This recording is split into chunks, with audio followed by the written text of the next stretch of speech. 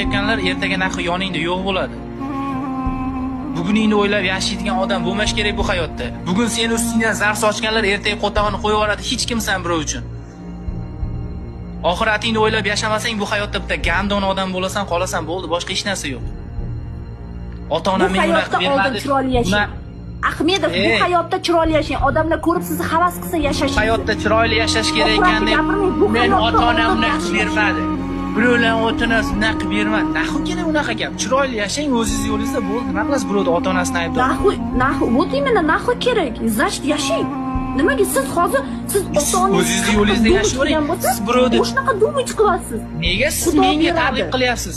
Siz gap boshladingiz, qarang, gap boshladingiz. Sog'chilikka nima bordingiz deb. Bola Xudo bersa, rizqini ham Xudo beradi. Bermaydi.